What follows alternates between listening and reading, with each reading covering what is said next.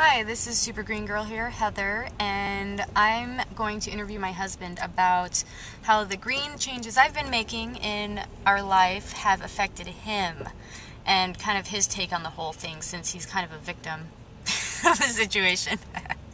So this is my husband, Jason. Hi, Jay. Hello. And we're driving through LA traffic right now, which is funny. But, so Jay, I've been going green and been making a lot of changes. And can you tell me kind of overall, we'll go into a couple more specifics, like some specific things I've done, but overall, how has it affected you? Like, what's your experience of having a spouse who's on a green rampage? Well, overall, I really love it because I've been into the environmental consciousness mindset for a long time now. Not quite as extreme as you've been lately, but I have been there, and actually I think I was actually doing this even before Super Green Girl was. So, but the extremeness of it has been a little bit challenging as of late. Having my electronic appliances that I apply on being dead, or having stinky compost in the kitchen, or not being able to buy yogurt, things like that. That's been fun. So the overall concept of it I love, but the extremeness can definitely be challenging.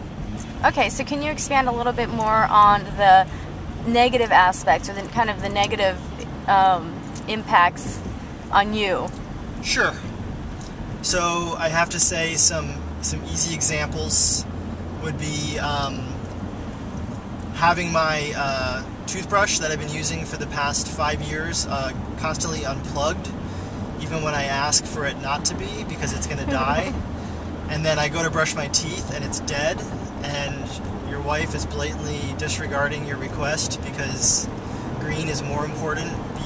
Unplugging the toothbrush, which takes like little to no power at all, is more important than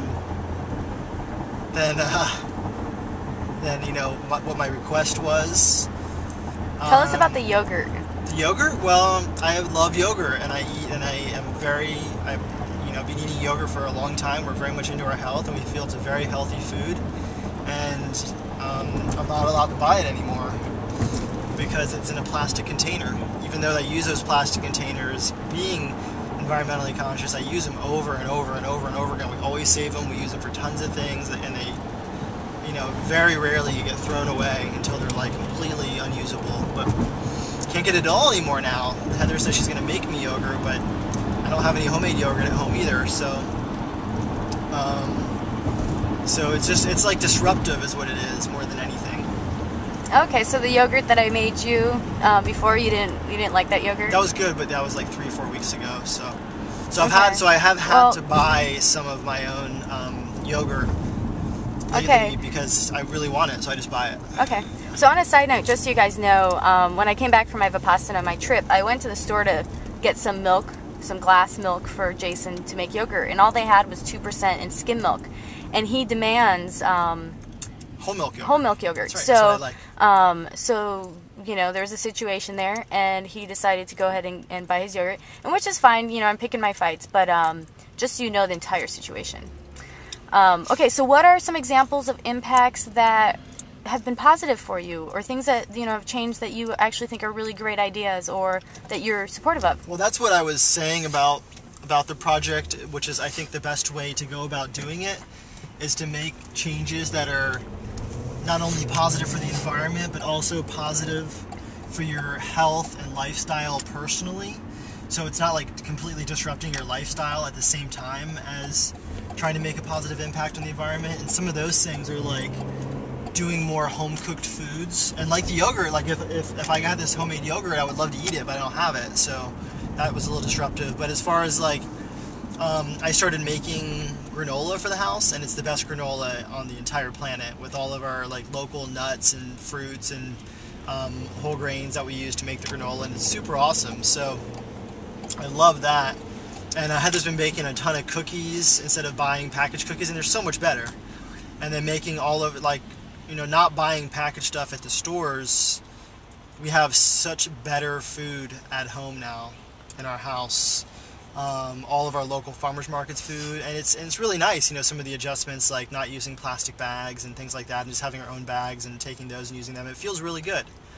But when it you know, if you're doing things in life and you feel like they're somewhat environmentally conscious, and just having that like completely disrupted and knocked over, you know, it's not really, you know, we have to have relationships are incredibly important too, and healthy mind is very important too, so you shouldn't sacrifice that entirely to disrupt something with, you know, becoming environmentally conscious. So there's really balance. Like every lesson you learn in life, it always comes back down to balance, and that's what's going to happen in relationships when you're doing this. So what we've had lots of discussions about this. Do you think that the things that I'm doing are going to make any impact on this daunting, huge environmental situation we have going? Yes, because it has a butterfly effect. It's not that I think that, you know, us, you know, not using a bag or, you know, not buying yogurt or something is going to like fix the problem, but it has a butterfly effect on, you know, creating an effect on other people. Sorry, trying to find a parking spot here. So that's why I think it will have an effect, because it really trickles down. Okay, and if you had to say one thing that we have started doing that would be the biggest impact, like the first step someone could take, like if you had to choose one thing, what would that thing be? The one thing? Yeah. Well, the thing I always read about that is the #1 effect is going vegetarian, and that's actually been the easiest for both of us. So I'm going to go ahead and stick with that one, because all of the research that you read about what has the biggest environmental impact, it always shows that going vegetarian is #1, and that's actually one of the easiest things to do. Cool.